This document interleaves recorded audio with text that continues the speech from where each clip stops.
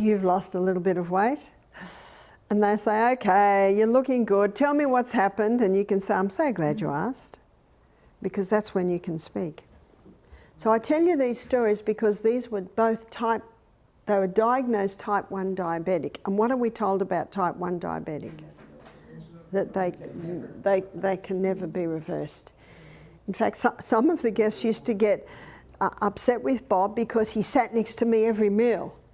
And they say, you know, he's got to share you. You know, we want to sit next to you. But you know why he did it? He said, Barbara, is this right? Is my meal right? Have I got too much potato there? He was just, had to do it absolutely right. Sometimes I'd say, you got a bit too much potato, I'll take that one. You can have another sweet potato.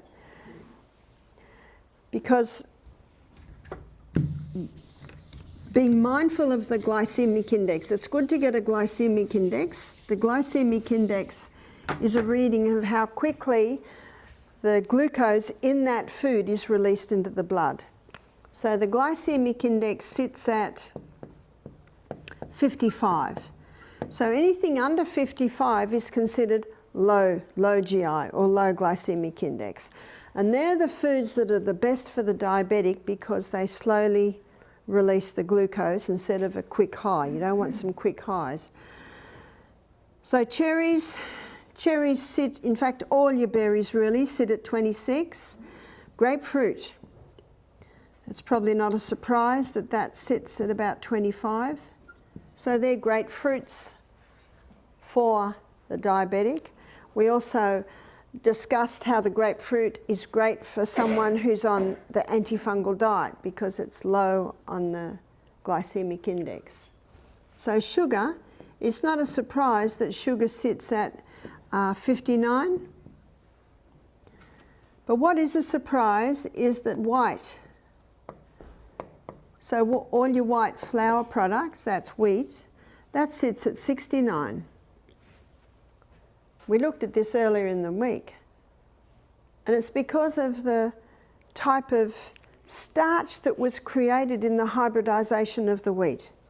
It's called Amylopectin A. So I'll give it to you again because it doesn't hurt to recap it. Amylopectin A is the starch that was created in the hybridization of the wheat. They wanted to get this wheat available so quickly that they didn't take time to do the safety studies. Remember we likened it to the COVID vaccine? No safety studies. It's only now we're starting to see that there are problems. Amylopectin A is a starch that gets the blood sugar level up very high, very fast, so you get that corresponding low. The comparison I'll give you is with amylopectin B. To remember amylopectin B for bananas. So bananas, potatoes, so they get the blood sugar level up quite high. They average about here on the glycemic index. So we'll make amylopectin B the red one. Now the amylopectin B doesn't get us up as high or as fast, and so you don't get it as low. But it's still fairly high, fairly fast. Amylopectin C is the starch that is found in legumes, so lentils, chickpeas, lima beans, black-eyed beans, and we'll do a green on that one. So the amylopectin C, it gives a nice steady rise, a nice steady maintenance, and a nice steady drop. That's the type of release of glucose that every cell in the body wants.